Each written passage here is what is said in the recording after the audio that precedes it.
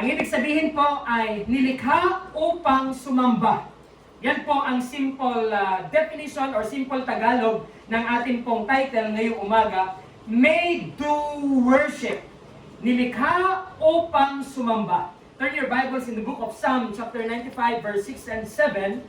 Sa passage natin pong binasa, Psalm 95, 6 and 7. I'm sorry na mali yung nandun kanina. Ano po?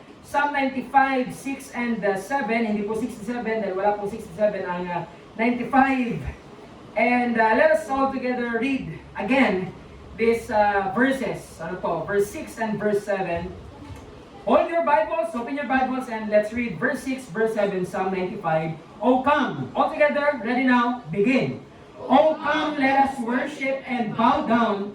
Let us kneel before the Lord, our Maker.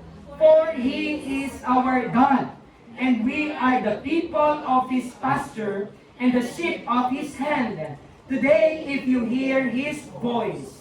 May the Lord God bless the reading of His holy word. Tayo pong lahat ay manalangin. Dakilang Diyos at amin pong Panginoon, ngayon po ay darako na kami sa pag-aaral po ng inyong salita. Dalangin ko, O Diyos, na alisin mo na ang espiritu ng pagkaantok ng inyong pong mga anak. Alisin mo na, Panginoon, ang anuman pong mga disturbances. Sawayin mo na ang kaaway, Panginoon, sa lahat ng panggugulo at panlilito, Panginoon Diyos, na pwede niyang gawin ngayon pong umaga. We pray for focus. We pray for a sober mind, Panginoon, na makikinig po ng inyong pong mga salita at matapos mapakinggan, maunawaan, Panginoon, ay puso naman na handang magpakumbaba, na magpasakop at sumunod sa lahat ng iyong mga sasabihin. We are now ready to accept your word, Panginoon Diyos. Kung kami man ay masasaktan sa mga rebuke, sa mga corrections, Panginoon, sana po kung kami man ay ma-offend kami for the better, Panginoon Diyos. Hindi kami ma-offend at pagkatapos nun kami ay magtatampo sa inyo. Kung kami ma-offend, madurog ang aming pong puso, kami, Panginoon, ay magbabago, Panginoon Diyos, sa tulong ng banal na Espiritu. Salamat po sa oras na ito. Ito pong panalangin namin sa pangalan ni Jesus. Amen and amen. Made to worship. Nilikha upang sumamba. In the Bible, pag pag-aaralan po natin ang word na worship, we always go back to the original word. Ano po? Original language. Pag pinag-aralan natin ang Biblia, we always go back sa original nitong pagkakasulat dahil doon lamang po tayo pwedeng magkaroon ng exact na definition ng lahat ng mga salita na atin pong pinag-aaralan. And so in the Old Testament, we have Hebrew language and Aramaic. And then in the New Testament, we have the Greek language. Ang Old Testament po ay sinulat originally sa lengguwahe ng Hebrew. Dahil po ang salita ng mga Israelita ay Hebrew and Aramaic. Meron po mga portion ng Bible, for example in the book of Daniel, portion na ang mga salitang ginamit is Aramaic dahil nung time na yon ay ang mga Israelita po ay nasa exile. Nasa ibang lugar po sila. Like for example, nung time po nila Daniel, Ezekiel, ang mga Hudyo po ay nasa Babylon. Dahil sinakop ng Babylon ang Southern Kingdom, which is Judah and Benjamin. Kaya nung pong mga panahon na yon, habang nire-record ang history, which is our Bible, in this present time, ay dun po isinulat sa kanilang lengguwahe kung saan silang lugar. And then the New Testament, from Matthew to Revelation, written in the Greek language, because at that time, during the time of the Lord Jesus Christ and the apostles, ang universal language is Greek. Ano po?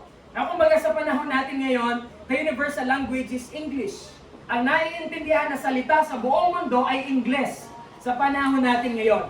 But during the time, in the first century, ang universal language is Greek. And so today we are going to talk about worship made to worship, at ano po ang definition, ano po ang Hebrew and Greek ng term or ng word na worship. In the Bible, the Hebrew word translated as worship is shaka. Ano? Okay? So, the word worship in Hebrew is shaka. Okay? At ang ibig pong sabihin nito, it denotes an act of bowing down. Ano? Sa Hebrew context, pag sinabing worship, ito daw po ay pagyukod. Ano? So, ito po ay pagyukod. It is simply bowing down. And then in the Greek word, the word worship is proskuneo. Ano po? Proskuneo. Ano po? At ang ibig sabihin po nito is to encounter God and praise Him. Yung iyong makatalamitan, iyong maranasan ang Diyos at purihin mo siya. Ano po? At kung atin pong pag-iisipan, yun pong word na shaka, and the word proskuneo in the Greek word, translated as worship. At kung tingnan po natin yung definition, parang makakabuo tayo ng idea that if you worship, meron pong action na dapat gawin. Di ba? Kung ating titingnan yung definition na shaka and proskuneo, bowing down and praising, yun po ay parehong verb, an action word. Kaya kapag ka po ating pagbubulay-walayan, ang una natin maiisip po dito, if someone worships, kinakailangan ay meron po siyang act na dapat gawin para masabi na siya ay sumasamba. So para po atin pong maunawaan in our context, siguro pwede mong sabihin na ang isang tao ay sumasamba kapag siya ay umaawit. Siguro, pwede mong sabihin in our context today na ang isang tao ay sumasamba kapag siya ay nananalangin. Pwede mong sabihin na ang isang tao ay sumasamba habang siya ay lumulundag, pumapalakpak, at tumataas ang kamay sa pagpupuri po sa Panginoon. Because according to the Hebrew and Greek definition of worship, it is an act.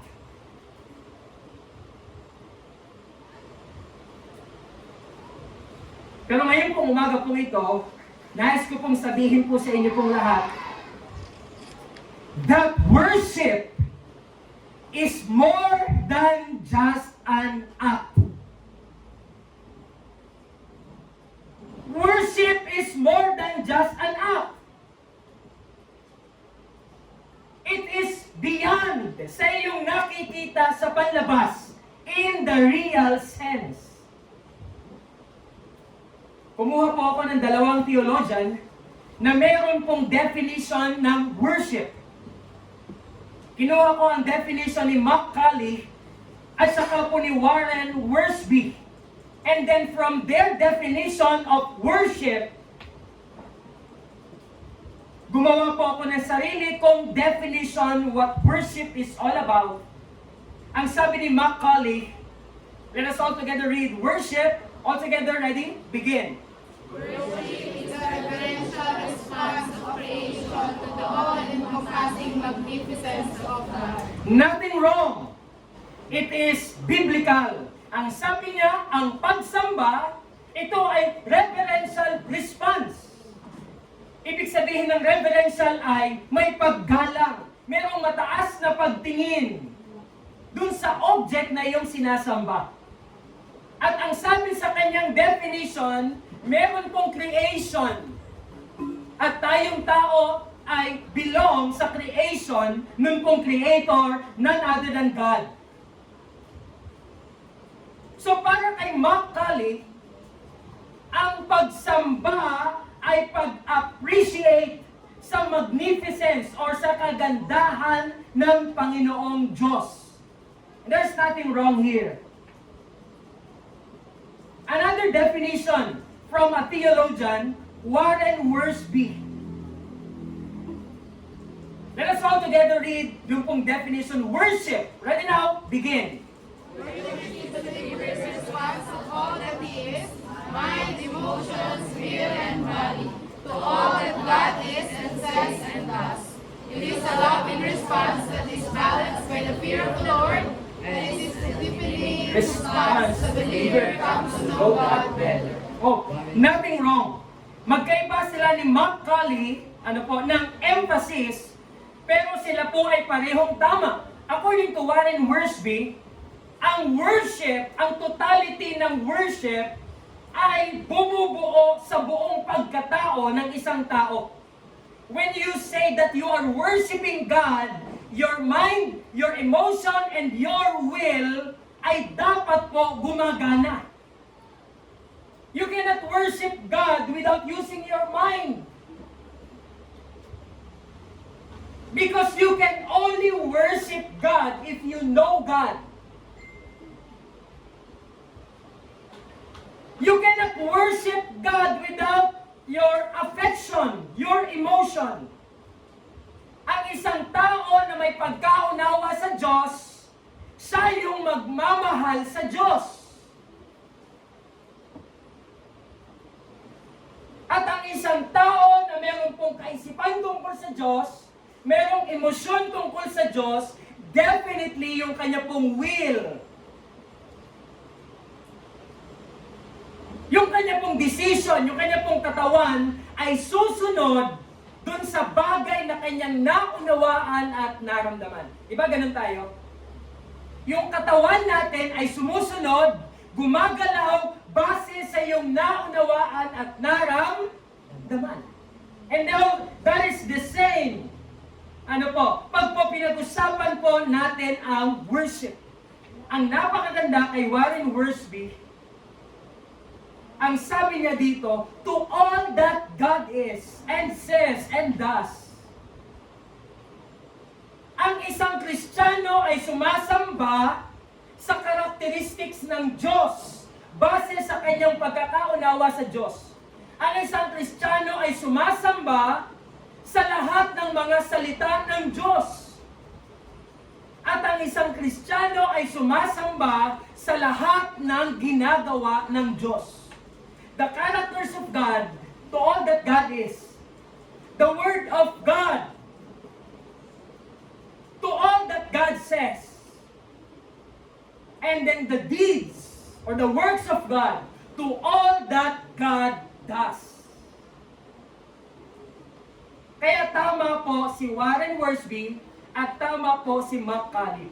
What I did in my own definition of worship ay akin pong pinagsama yung kanila pong ideas, yung emphasis ni Macaulay at saka po ni Warren Wiersbe. And this is my own definition of worship. According to Pastor John Clark Salvador of CGBC Nauhan, worship is, altogether read. Worship is the believer's respectful posture of the heart based on what they already understand about God, His Word, and His marvelous acts. It is more than just you see on the outside. It is more on what's happening On the inside. Okay? So, yan po ang definition ng inyong pastor ng worship. Worship is the believers first. Bakit ko ginamit ang term na believers? Worship is the believer's respectful posture of the heart. Remember this. Ang pwede lang sumamba ay anak ng Diyos. Amen? Ang pwede lang sumamba sa Diyos na tatanggapin ng Diyos ay yung pagsamba ng isang mananampalataya. Worship is the believer's respectful posture of the heart. What does that mean? Ano ibig sabihin ng respectful posture of the heart based on what they already understand about God, His Word, and His marvelous acts? Ang pagsamba sa Diyos ay pagsamba ng kanyang anak na merong buong pagrespeto sa kanyang puso base sa kanyang naunawaan tungkol sa Diyos, tungkol sa kanyang salita, at tungkol sa lahat ng kanyang mga ginawa. And so, therefore, worship is more than just what you see on the outside, but it is more on what's happening on the inside. Sinabi ko kanina sa introduction, well, we are still in our introduction, that the idea of worship seems to be an act a person should do before we call it worship. Shaka and proskuneo. Parang ang isang tao ay pwedeng sabihin na sumasamba sa Diyos pag siya ay meron pong ginagawa. But if we see, we understand worship in the real sense. Pwedeng ang isang tao ay walang ginagawa, but the person is worshiping God. Because worship is more than just what you see on the outside. Worship is all about what's happening on the inside. To elaborate it more, to contextualize it sa ating pong lahat, let me tell you this.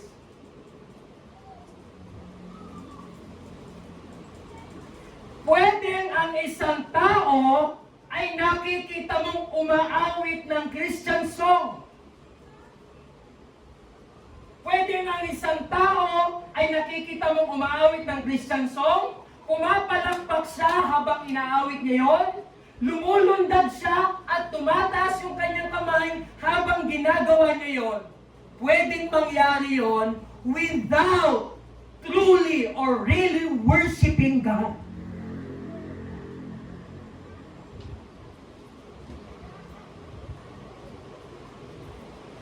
On the other hand, pwedeng ang isang tao ay nakikita mo, hindi naman sa umaawit, hindi naman sa lumulundag, hindi naman sa tumatalon, tumataas ng kamay. Pero pwede na yung taong yon, kahit nakaupo lang siya, ay sumasamba siya sa Diyos. Because worship is something that should happen first in the heart before it can be seen on the outside.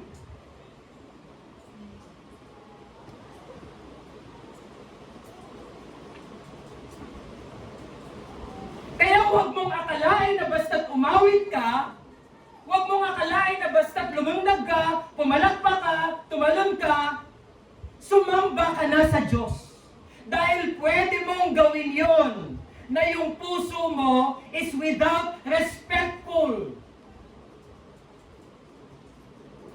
worship sa atin pong Panginoong Diyos. Pwedeng yung isang tao ay nakaupo lang siya. Pagpalagay natin sa isang tabing dagat, just viewing the creation of God,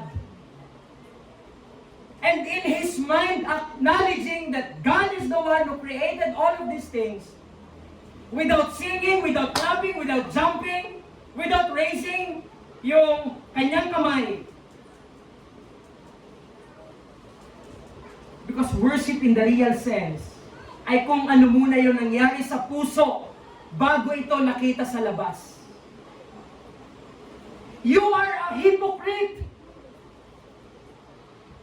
kapag ikaw ay umawit sa Diyos, ikaw ay pumalakpak, tumalon, nagtaas ng kamay, sasabihin mong sumamba ka sa Diyos without the mind and the heart.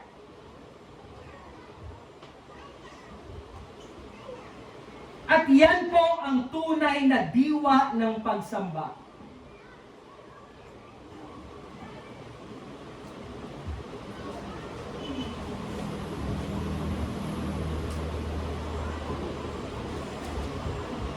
According to John MacArthur,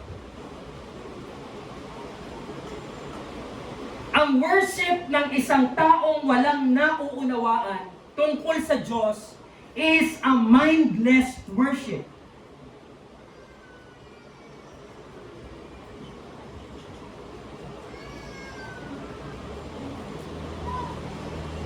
It is a mindless worship.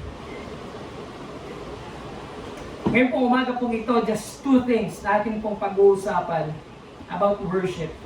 At least I've given you the definition of worship, the idea of worship, the essence of worship. Ang sabi dito, worship is the believer's respectful posture of the heart based on what they already understand about God, His Word, and His marvelous acts. Pwede pa lang ako, isang tao, meron akong kaunawaan tungkol sa Diyos, tungkol sa Kanyang salita, tungkol sa Kanyang marvelous acts. Wala akong act of worship na nakikita sa panlabas, pero pwede that my heart worships God. Because worship is the respectful posture of the heart. Ang pagsambang tunay ay postura ng puso.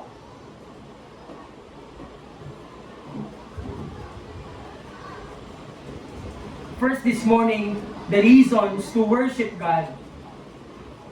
And then second this morning, the elements, the ingredients of worship.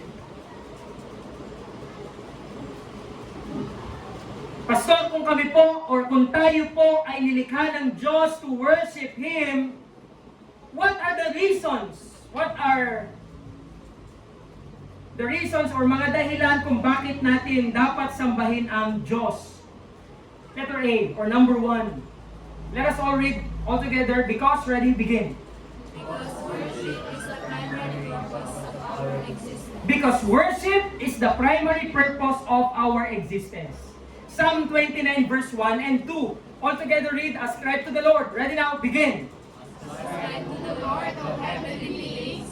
Ascribe to the Lord glory and strength. Ascribe to the Lord the Glory to His name. Worship the Lord in the splendor of His holiness. We worship God because worship is the primary purpose of our existence. Ang reason kung bakit ka nilikha ng Diyos is not for yourself. It's not for other people. You were made by God for Him. You were made by God for God.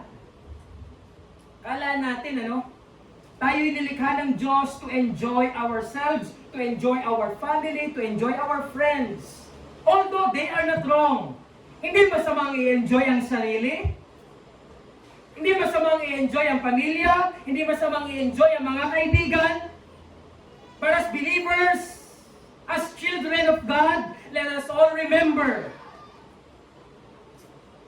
that we were made first and foremost para po sa kaluwalhatian ng Diyos. Amen?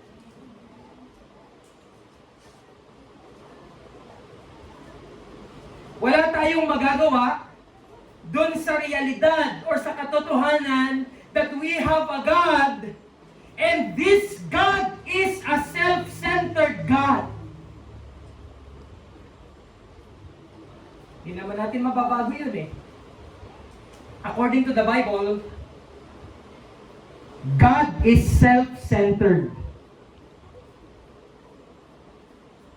He made everything for Him. The reason why you breathe, the reason why you live, is for Him. First and foremost.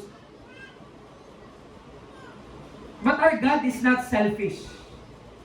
Although God is self-centered in the sense na Kanyang nilikha ang lahat sa kapurihan niya, on the other hand, our God is not selfish. Because according to the Bible, God sent His only Son to be our Savior. The idea of giving, yan po ay nagpapakita po sa atin na ang Diyos natin ay hindi madamot. Ibinigay niya ang pinaka-the best na gift na pwede niyang ibigay. The most precious object in heaven, He gave. And that is the Lord Jesus Christ. Eh sabi ni Apostol Pablo in the book of Romans, kung ibinigay na ng Diyos ang kanyang bugtong na anak, ano pang hindi niya kayang ibigay sa inyo? Our God is self-centered, although not selfish. Isipin niyo yun? He created the universe. Alam mo bang ikaw ay alikabok lang kung tutuusin sa lahat ng nilikha ng Diyos? Isipin mo to, hindi ka kailangan ng Diyos para maging Diyos siya. Nilikha ka lang niya kasi gusto niyang may mag-appreciate sa Kanya. That is how self-centered He is. He created Adam and Eve para sila ay magiging karagdagan sa mga mag-a-appreciate sa Kanya.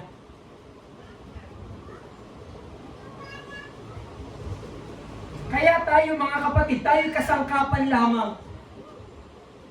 Napakaliit natin kung tutuusin sa kabuuan ng nilikha ng Diyos. At tayo po'y kasangkapan lamang para makadadagdag dun sa mga napakarami ng sumasamba sa Diyos. Sabi nga ng Panginoon in the book of Psalm, if we will not worship God, pwede niyang pagsalitain ang mga bato para sumamba sa Kanya, meaning to say, He doesn't need us. Huwag mong isipin na kaya ka nilikha ng Diyos ay kailangan Kanya.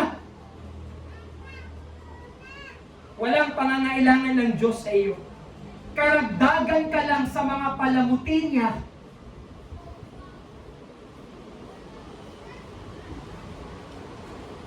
Para merong mag-appreciate sa Kanya.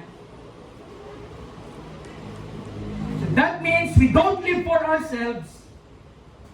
We don't live for our family, for our friends, for anyone else, first and foremost. Primarily, we live for God because that is the primary purpose of our existence. Amen po? Wala, ganun ang ating Diyos. Tayo'y nilalang lamang na merong isip to comprehend God, na merong mata to see the beauty of God, na merong dila to taste the goodness of God, na merong tenga to hear the word of God, na merong mga kamay to serve God, at merong mga paa to follow God. You were given a mind to comprehend God. You were given the eyes to see the beauty of God. You were given the tongue to taste the goodness, the graces of God. You've been given an ear to hear the word of God. Hands to worship God.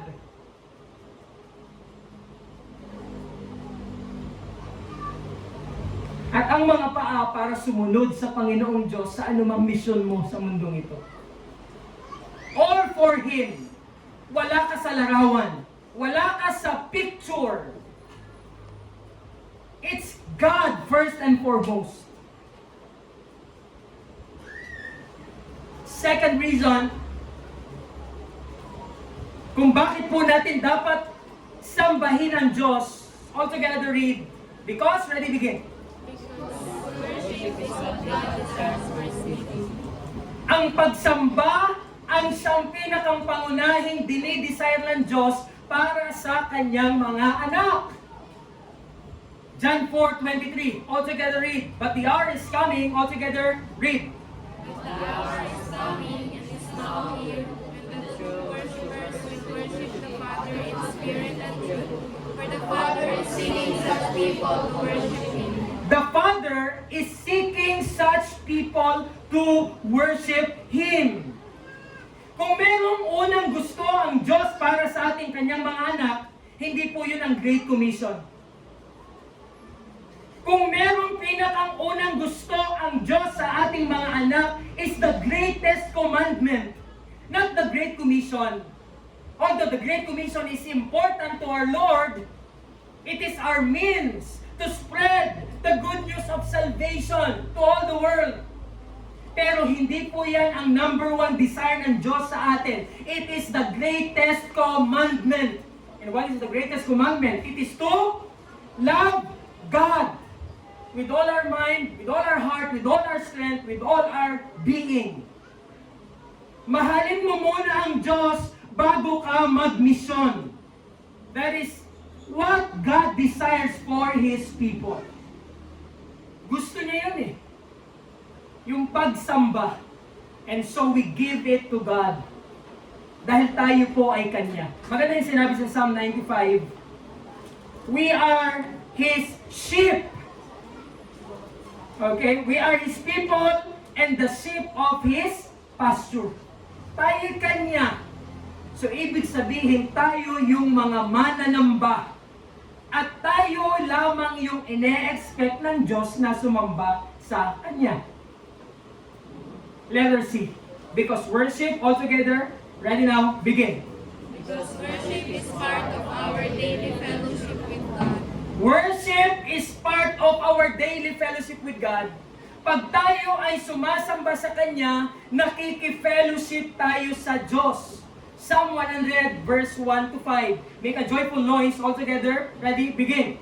Make a joyful noise to the Lord. All together. Ready? Begin. Make a joyful noise to the Lord, all the earth. Serve the Lord with gladness. Come into His presence with singing. Know that the Lord, He is God. It is He who made us, and we are His. We are His people and the sheep of His pasture. Enter His gates with thanksgiving and His courts with praise. Give thanks to Him. Bless His name. For the Lord is good. His steadfast love endures forever, and His faithfulness to all generations. When we worship God, we fellowship with God. Siya yung ating pastor, tayo yung kanyang mga tupa. Sa tuwing tayo ay lalapit sa Diyos para sumamba sa Kanya, tayo ay nakikipagrelasyon sa Kanya. Nakikipellowship sa Kanya. And when we fellowship with our Lord, siyempre dito natin na-appreciate yung Kanyang mga ginawa sa atin. Kaya ang sabi dito, enter His gates with thanksgiving. There's a lot of reasons to thank God. And His courts with praise. Give thanks to Him, bless His name, for the Lord is good. His steadfast love endures forever. There's a lot of reasons why we worship God, pero isa dito, when we worship God, we fellowship with God. Letter D. Because worship, all together, ready? Begin. Because worship is a means to celebrate God's grace. Yan. Ang pagsamba ay isang paraan para ipagdiwang ang mga biyaya ng Diyos. Kaya napakaganda tuwing Sunday, we come together. Every Sunday is a celebration of God's goodness. Amen? Yan yun. Eh, napakasarap sumamba. Psalm 103 verse 1 to 5. Ano bang mga ginawa ng Diyos to celebrate His goodness? Okay? Bless the Lord. All together, ready? Begin. Bless the Lord, O my soul, and all that is within me. Bless His holy name. Bless the Lord, O my soul, and forget not all His benefits. What are the benefits of God? Who forgives all your iniquity, who heals all your diseases, who redeems you right from the pit, who crowns you with steadfast love and mercy, who satisfies with good, so that your youth is renewed like the eagles. Wow! These are the graces of our God. Tuwing linggo, sineselebrate natin, or every day of our lives, sineselebrate natin na meron tayong Diyos nagpapatawad sa ating kasalanan, meron tayong Diyos nagpapagaling ng ating karamdaman, meron tayong Diyos na nagliligtas mula sa kapahamakan, meron tayong Diyos na yung kanyang love and mercy is steady, steadfast, firm. At meron tayong Diyos na nagpo-provide ng ating mga pangangailangan, who satisfies you with good, so that your youth is renewed like the eagles. This is our God. And when we worship every day and every Sunday, ang sineselebrate po natin ay yung mga biyaya ng Panginoong Diyos. Dapat tayong magpasalamat at sumamba lagi at huwag magreklamo. Alam niyo kung bakit dapat hindi magreklamo? Why complaining sa ating pong Panginoon Diyos is not right? Instead ay laging pasasalamat. Bakit tayo nagko-complain? Nagko-complain tayo kapag tayo ay sobra lang nahihirapan. Do you agree? Amen? Oh, tama. Nagre-reklamo tayo sa tuwing tayo ay nahihirapan. Let me ask you this question. Yung paghihirap mo, hindi ba higit pa dapat doon yung deserve mo sa dami mong kasalanan sa Panginoong Diyos?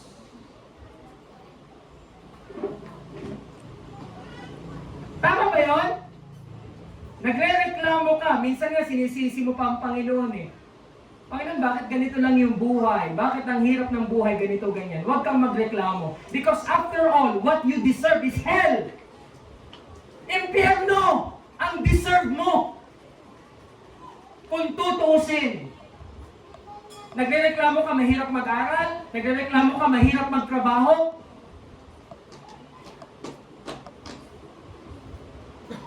Naghihirap ka na dahil maraming bilhin, ang hirap ng buhay, meron kang karamdaman, ganito, ganyan. Huwag kang magreklamo dahil kung tutuusin, impyerno ang deserve mo.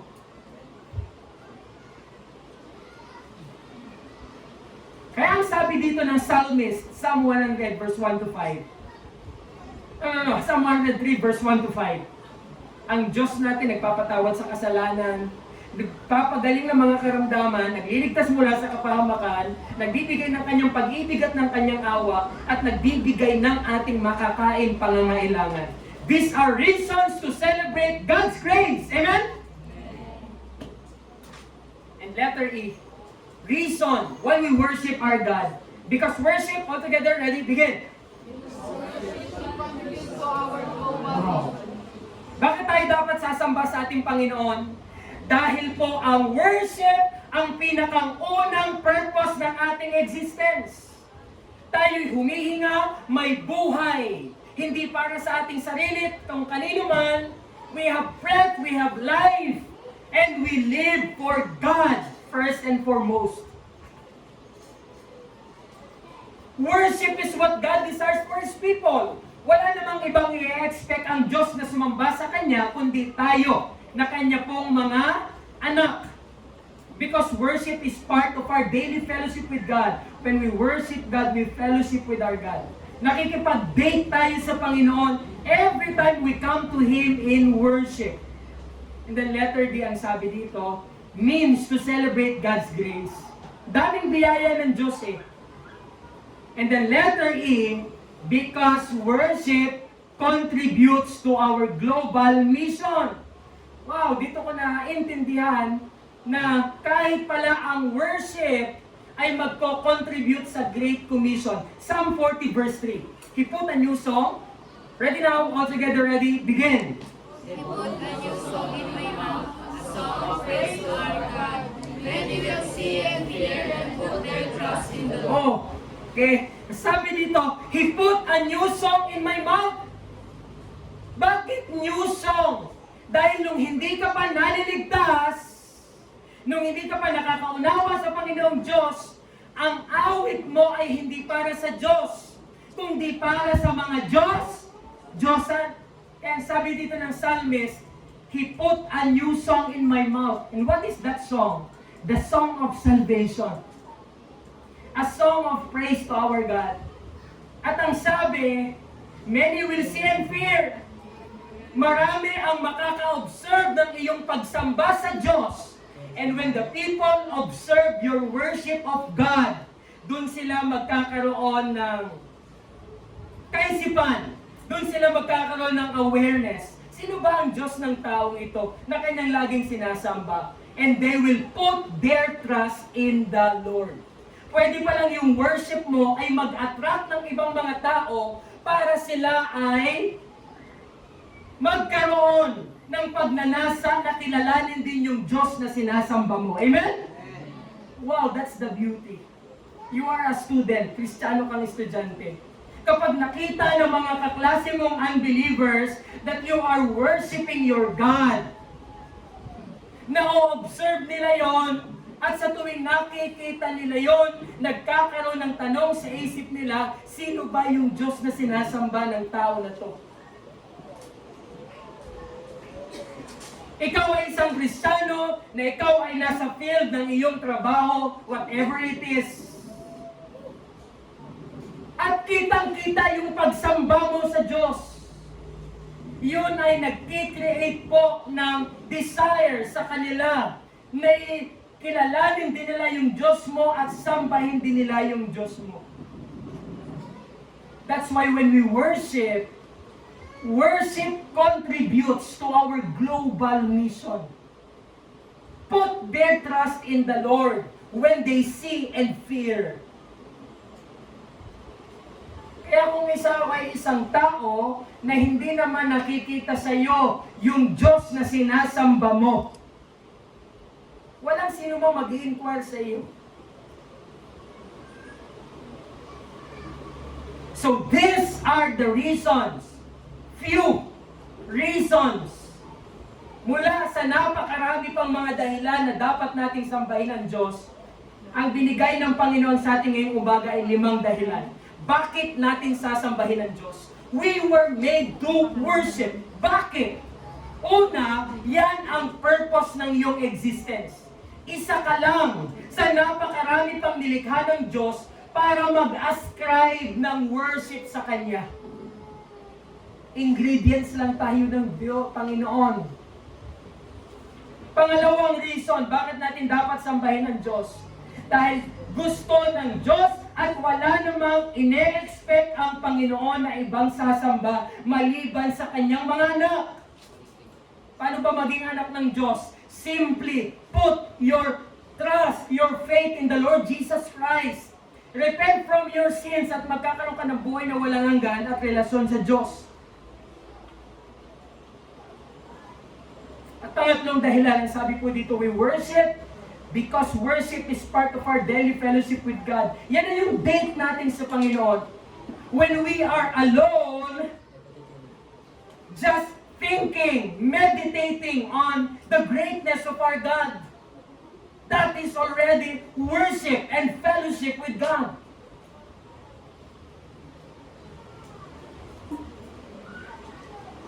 And then pang-apat, ang sabi po dito, because worship is our means to celebrate God's grace. Pag naranasan natin yung pagpapagaling ng Panginoon, yung pagpapatawad ng Panginoon, pagliligtas ng Panginoon, pag-ibig ng Panginoon, provision ng Panginoon, these are all reasons para sumamba sa ating pong Panginoon. And then number 5, sabi dito, worship contributes to our global mission. Kapag tayo sumasamba sa Diyos, nagkakaroon yung ibang tao ng tanong sa kanilang isip, sino ba yung Diyos na ating sinasamba? And that is already an opportunity for us to share to them our God, our Savior, the one whom we are worshiping. Walang iba kundi ang ating Panginoong Jesucristo. Second this morning, the elements or the ingredients of worship. Ang mga elemento or mga kasangkapan sa pagsamba. Paano ba sumasamba sa Diyos?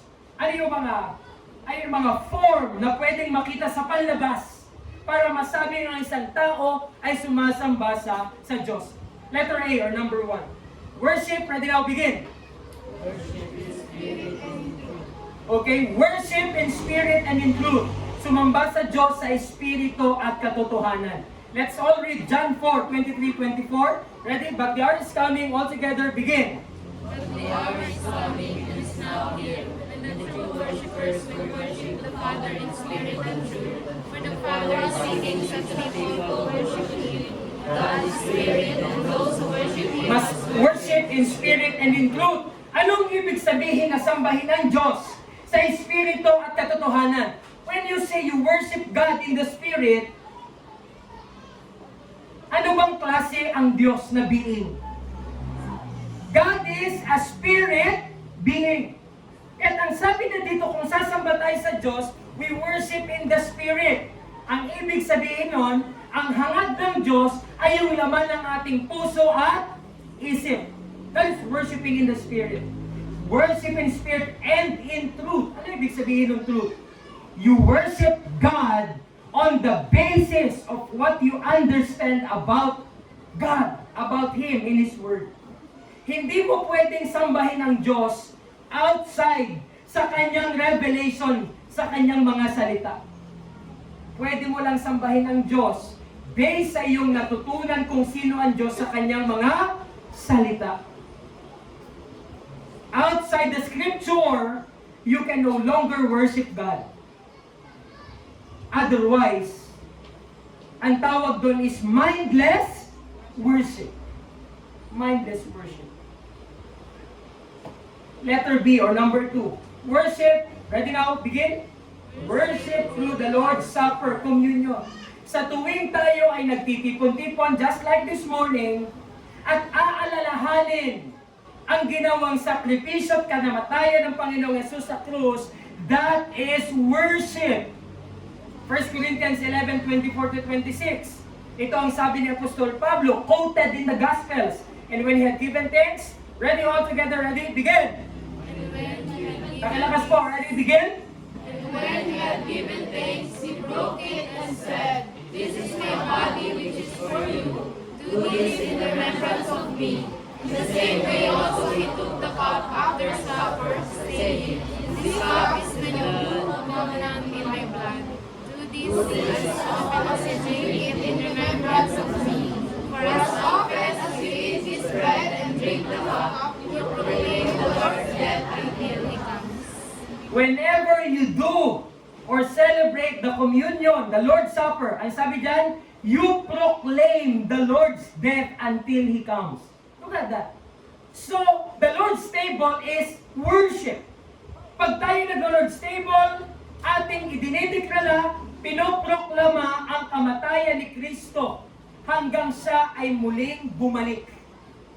So we worship in the Spirit and in truth. We worship through the Lord's Supper, the Lord's Communion. Pangatlo po, worship through praying. Nehemiah 4:9. All together, begin. And we prayed. Ready? Go. And we pray to our God to set God's protection against them. Day and night. What's the context of Nehemiah? The building of the wall of Jerusalem. Maraming persecution noong time ni Nehemiah. At ang sabi dito, si Nehemiah, at yung mga Hudyo, they prayed to their God and set a guard as a protection against them day and night. Remember the story? Habang ginagawa yung wall ng Jerusalem, merong persecution. Kaya habang sila ay nag-aasinta ng mga bricks, sa kanilang kabilang kamay ay meron silang tabak. But the emphasis here is, we pray to our God. So praying is giving our allegiance to God. Giving our loyalty to God. Allegiance to God and loyalty to God is also worship of God. Worship. Matthew 6:9. This is the pattern of prayer according to the Lord Jesus Christ. All together, ready? Begin. Pray then like this: Our Father in heaven, hallowed be your name. Tinuruan ni Jesus yung kanyang mga alagad kung paano manalangin. And this is how you pray. Our Father in heaven, hallowed be your name. So prayer is worship.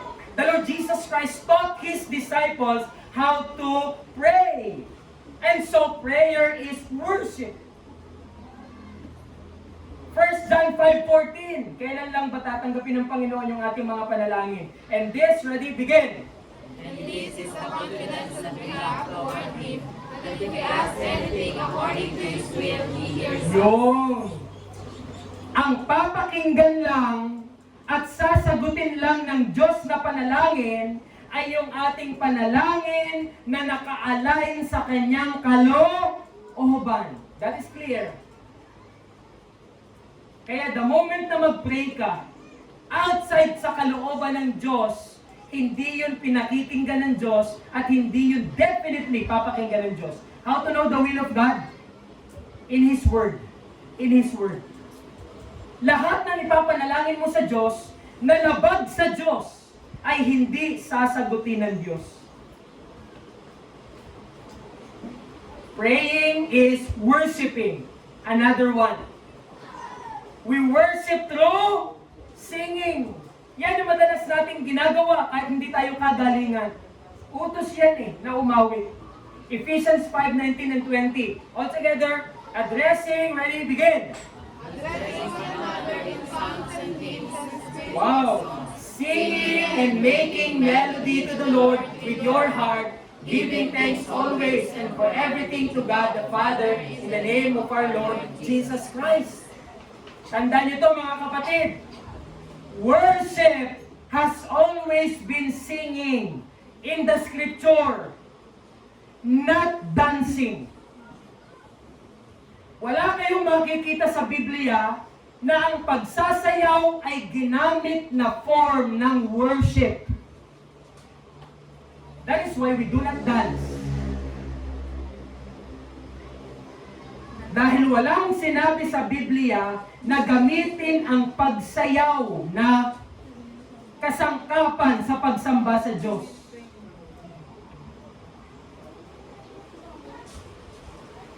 Because the idea of dancing is worldly. Ang mga sumasayaw sa labas, kadalasan o karamihan ay mahahalay. That's why in the Bible, dancing has never been mentioned as one of the forms of worship. It has always been singing. Noon pa man meron ng psalms and hymns. Pastor, ano po ang awit nila Apostol Pablo noong pong time na yon? Ng mga disciples nila Jesus. Alam niyo kung ano? The book of Psalms. The book of Psalms, ito po ay awit. May tono ito, hindi ko lang alam kung anong tono ng mga ito. Yung lahat ng record dito sa book of Psalms, lahat ito ay awit. Kasama yung Song of Solomon. Ito yung ginagamit nila noong unang panahon para sila ay umawit. Hindi ko alam kung anong tono nito. So it's always been singing. When we sing, we worship. But we do not dance. Alam niya ng bawat isa, that is our conviction. And then letter E, ang sabi po dito, worship through giving. Pakilakas po, worship through giving. 1 Corinthians 16, 1 and 2. Now, ready now, begin. Now, concerning the collection for the saints, as I direct the churches of Galatia, so you also are to do. On the first day of every week, each of you is to put something aside and store it up, Yes. as he may prosper, so that there will be no collecting When I come, was the writer, the Apostle Paul, the audience, Corinthian believers, noon pang time ng mga apostles po ay meron ng giving. And look at this. On the first day of the week. What is the first day of the week? Yung collection ng mga giving para sa mission work and missionaries is first Sunday of the week. First Sunday of the week is Sunday. Kaya ngayon tayo nagbibigay la. Every Sunday we give. That is a command. Put something aside and store it up as he may prosper. So when we give, we worship. Alam na natin yun. Ang pagbibigay, ito ay pagsamba.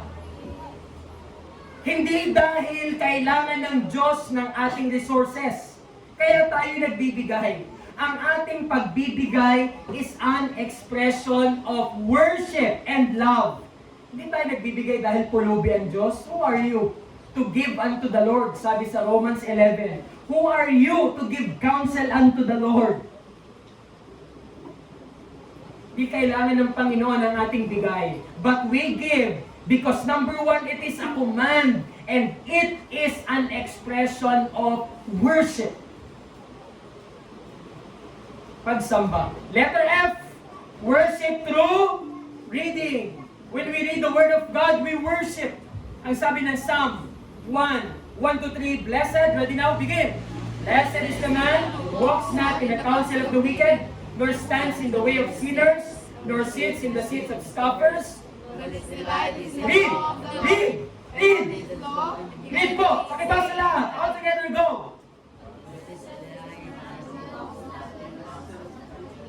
nor stands in the way of sinners, nor sits in the seat of scoffers.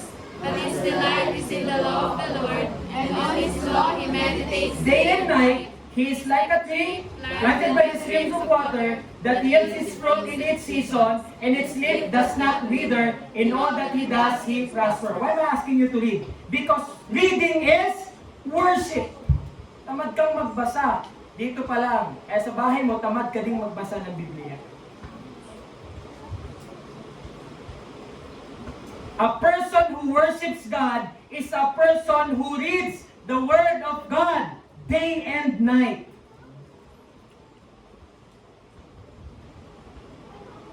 And so when you don't read your Bible, the Word of God, you don't worship. And then, last, this morning, worship through preaching and teaching. 2 Timothy 4:2. Preach the Word, all together, begin. Read. Nawala? Sabi dito, preach the Word. Paul to Timothy, preach the Word, be ready in season and out of season, reprove, rebuke, exhort with complete patience and teaching. Yan. Inuutosan ni Pablo si Timothy na mag-preach at all times, at all seasons. Ano sabi dito? Reprove, rebuke, exhort. Masasakit lahat ng salita eh. Kasi ito ay pagtatama, pagtutuwid, pag-rebuke. Hirap yan gawin ito, mag-rebuke. Kita mo na yung isang tao ay gumagawa ng mali, sawayin mo siya. Sipin nyo, worship pala yun. Pagka nirebuke mo ang isang tao, kinorek mo ang iyong kapatid sa Panginoon, you are worshiping God. According to 2 Timothy 4:2. So these are elements of worship. When we worship in spirit and in truth. Hindi tayo sumasamba na para bang hindi natin kilala yung atin pong sinasamba. We worship in spirit. We worship in truth. In the truth of His Word, we worship our God. We worship through the Lord's Supper. Sa tuwing tayo ay nagtitipon to remember the death of Jesus Christ. Tayo po'y sumasamba. We worship through praying. When we pray, we worship. We worship through singing. Tuwing tayo ay umaawit, tayo sumasamba sa Diyos. And it is never a dancing. Not at all.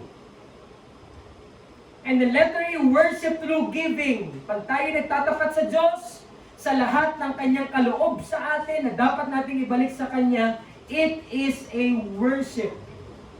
When we read God's Word, it is worship. When we preach and teach God's Word, it is worship. Ang sabi po sa atin pong title, we were made to worship. Tayo ay nilikha para sa pagsamba. In our conclusion ngayon pong umaga, basahin po natin yung pong kabuuan ng ating mensahe. We were all made. All together, ready? Begin. We were all made for the purpose of worship. We were created primarily not for ourselves and the people around us, but for the one who made us. However, this purpose has been broken when sin came upon us through Adam, and so we become worshippers of idols. But this purpose has been restored through our Lord Jesus Christ. He brought us back to our original purpose, and that is to worship. Nilikha tayo para sumamba, hindi po para sa ating sarili at sa ibang mga tao. Sumamba dun sa nag-iisang lumikha sa atin. However, look at this. Sa mga bisita na meron po kami, however, itong purpose na ito, na kung saan ay purpose ng Diyos kung bakit niya tayo nilikha, nasira po yan. Dahil nung nilikha ng Diyos si Adan at saka si Eva, na sila ay perpekto, na sila ay walang ibang sinasamba, kundi ang Panginoong Diyos, nung pumasok na po ang kasalanan sa pamamagitan ni Adan, ang tao po ngayon ay naging mananamba ng Diyos-Diyosan sa halip na mananamba ng Diyos na lumikha sa ating lahat.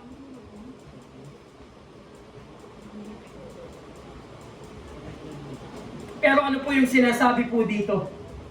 But this purpose has been restored through through our Lord Jesus Christ.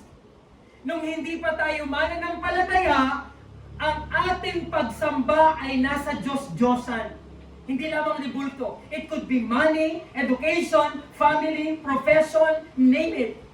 Yan ang naging gods natin nung hindi pa tayo mananampalataya. Kailan tayo bumalik sa tunay nating purpose? Bumalik tayo sa pamamagitan ng Panginoong Hesus Kristo. Nung nalaman natin kung sino si Kristo, tayo ay naging anak ng Diyos Ama.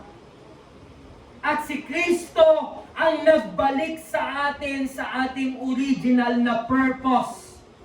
At ano po yon? Our purpose is to worship. Binalik lang naman tayo ng Panginoon. Walang sino man sa atin dito ang isinilang na pagkasilang niya, ang sinamba niya na kaagad ay yung tunay na Diyos na lumikha sa Kanya. Remember that. Lahat tayo ay isinilang sa mundong ito na ang Diyos natin ay Diyos-Diyosan. Pero ibinalik tayo sa original sa pamamagitan ng Panginoong Hesus. Kaya sabi ni Apostol Pablo sa ating Bible reading in the book of Romans, chapter 5, kay Adan ay merong pagsuway na nagdulot ng kamatayan sa lahat. Ngunit merong tayong second Adam. Who is our second Adam? Jesus Christ. Kung si Adan ay sumuway ng isang beses, at ang kinahinatnan nito ay kamatayan sa lahat ng sangkatauhan, through the second Adam, through the obedience of Jesus Christ to the law of God, sa pamamagitan po niya ay merong buhay na walang hanggan. Kahit sa mga bisita po namin na nandito,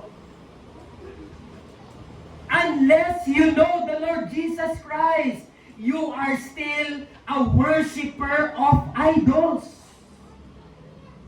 Wala ka sa purpose ng pagkakalikha ng Diyos sa iyo. At ang tanging paraan para makabalik ka doon ay kilalanin mo kung sino si Kristo. Amen? At doon mo palang mauunawaan that your purpose is to worship God. We have this conclusion, but I have this question for personal reflection sa atin pong lahat. Not personal question, but question for personal reflection. At gusto ko pong basahin niyo po yan ng malinaw at malakas ngayon pong umaga. Dinefine ko sa introduction what worship is all about. Worship in the real sense, bago ito makita sa panlabas, ito ay isang bagay na mangyari muna dapat sa loob. In the heart. And this is the question. If worship, ready? All together, ready? Begin. If worship is something that happens first in the heart, before it can be real on the outside, how many from your so-called Worship activities were just wasted and how many were accepted? Gusto nyo bang Tagalogin ko ito for better understanding? Kung ang pagsamba ay isang bagay na dapat munang mangyari sa puso bago ito maging totoo sa panlabas, ilan kaya sa tinatawag mong worship activities na ginagawa mo ang nasayang lang at tinanggap ng Diyos?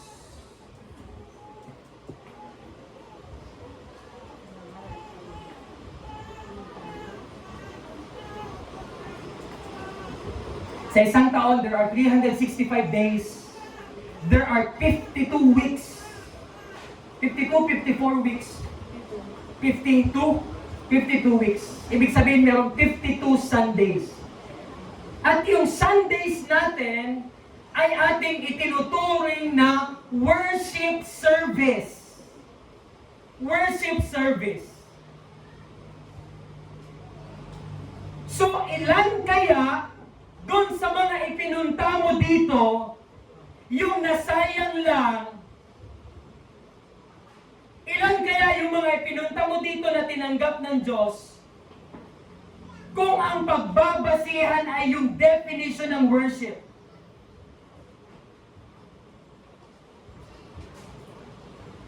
oo nga't umawit ka, oo nga't nandyan ka, nakinig ka ng mensahe, oo nga't nagbigay ka, but how is the heart?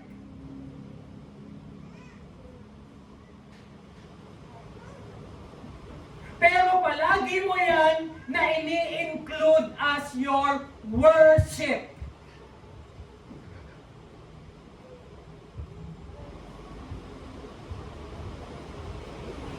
Remember that worship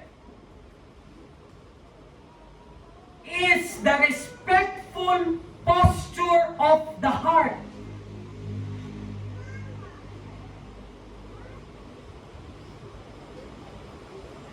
Base sa iyong naunawaan tungkol sa Diyos, tungkol sa kanyang mga salita, at tungkol sa kanyang mga ginawa.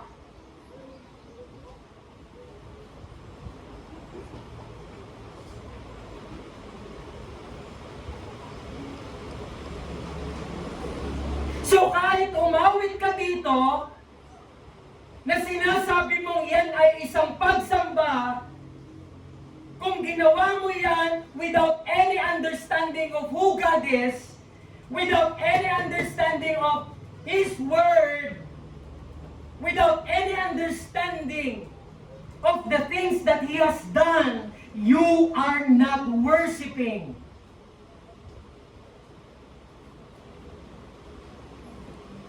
You are performing.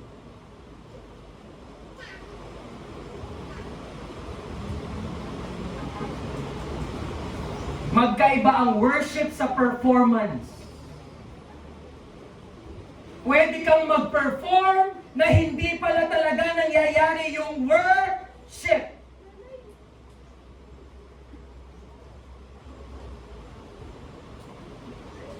Oo nga, nandyan ka, sumusunod ka sa awit. Yung palang isip mo yung lutang, iniisip mo yung ulam sa tanghalian, iniisip mo yung assignment, iniisip mo yung bayarin. You are not worshiping God. You're just opening your lips, your mouth.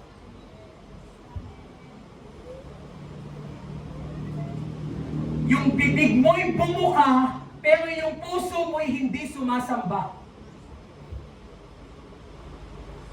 And if that is the case, your worship is wasted.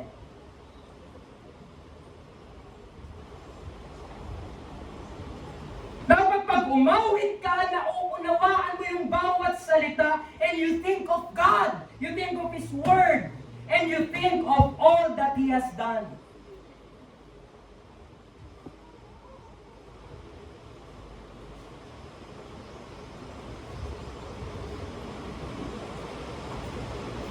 Pero nang maawit dito, na nag-iimbento lang ng salita eh.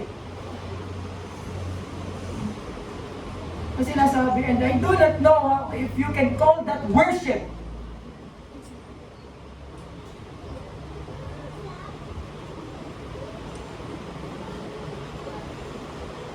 Muupo kayong bibig, nakatingin sa kisame, pagkatapos parang iniisip yata yung utang.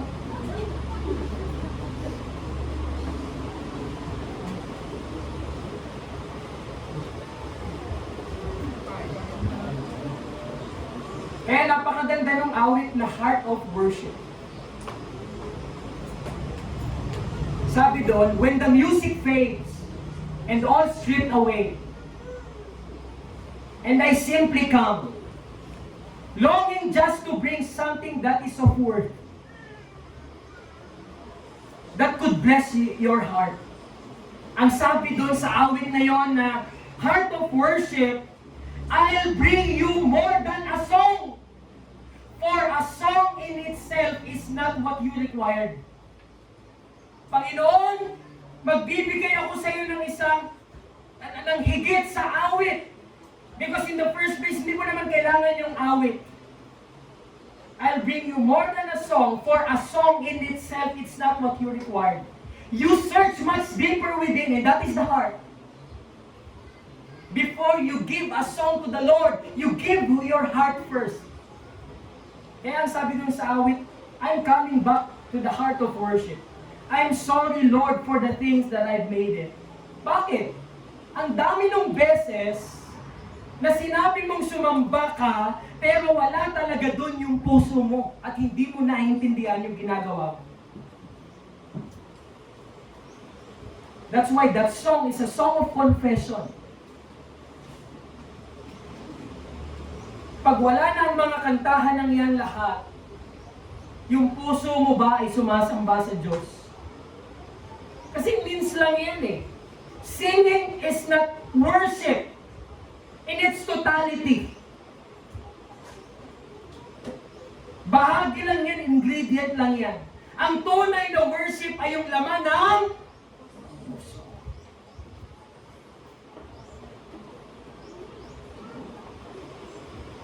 Kaya't ang tanong dito, kung ang pagsamba ay isang bagay na dapat munang mangyari sa puso bago maging real or totoo sa panlabas, ilan sa tinawag mong nag-worship ka ang nasayang lang at ilan ang tinanggap? Bago kayo nasaktan sa tanong na yan, yan po ang tumaga sa puso ko ngayong week na ito nang pinag-aaralan ko ang mensahe na ito.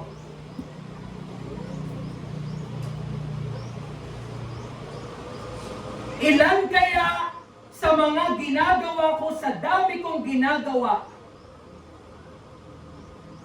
ang ginawa ko na meron talagang pagsamba mula sa puso? Kasi bilang pastor, sa dami kong ginagawa, pwede akong mahulog dun sa thought na okay lang. Basta't marami na ginagawa, ito na yung worship.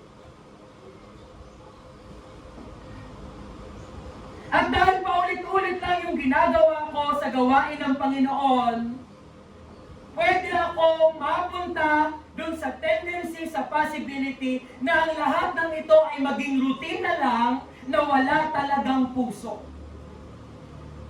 Routine na lang kasi sanay na yung katawan kong mag-Bible study, sanay na yung katawan kong mag-preach, sanay na yung katawan kong mag-evangelize, mag-disciple, sanay na yung katawan kong mag-drive, nasanay na yung katawan ko.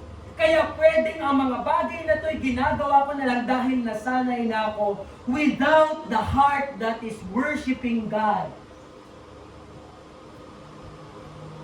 Kaya ang mensaheng ito, tinaga ako nito bago pa kayo nasakta.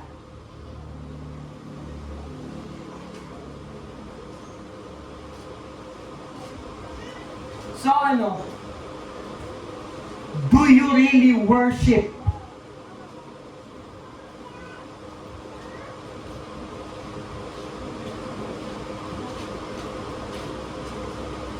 O ang ginagawa mo na lang ay mga bagay na nakasanayan?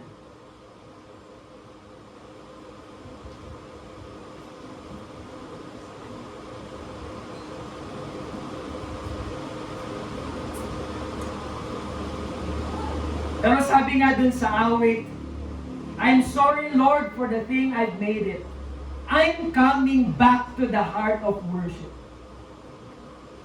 Kung nagkamali ako, Panginoon, at kung nalayo ako dun sa tunay na essence ng worship, Lord, I'm coming back to the heart of worship. Unahin ko yung puso ko, Panginoon, bago ko ipakita sa panlabas.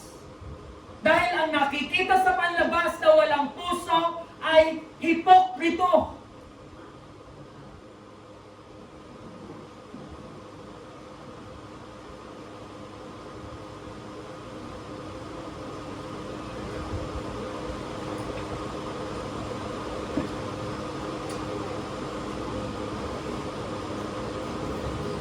But we were made to worship.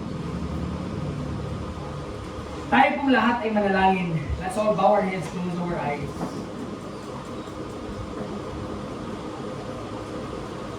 Ngayong umaga, Panginoon, ay tinaga kami ng iyong salita sa kaibuturan ng aming pong mga puso.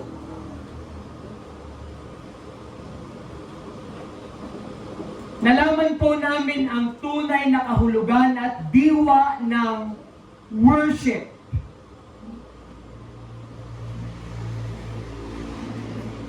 Na ngayon, ang isang napakalaking tanong sa amin, kami ba ay nagper-perform lang for the sake na makita sa panlabas na kami ay nag-worship?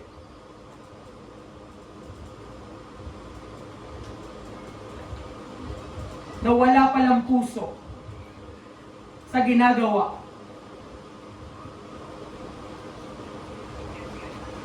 Ngayong umaga, Panginoon, amin pong nalaman na ang pagsamba, it is more than just an act na dapat gawin ng isang tao bago masabing siya ay sumamba. Subalit ang pagsamba ay isang bagay na dapat munang mangyari sa puso ng isang tao bago ito magiging totoo sa panlabas. At mangyayari yung pagsamba namin mula sa puso base sa aming naunawaan mula sa iyong mga katangian, base sa aming naunawaan mula sa inyong mga salita, at base sa aming mga naunawaan mula sa inyong mga ginagawa.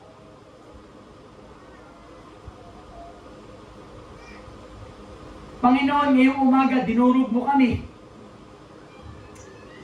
Nakakahiya po, Panginoon. Dahil kung sasagutin namin yung tanong dito, at kung bibilangin namin kung alin yung mas madami sa wasted and accepted,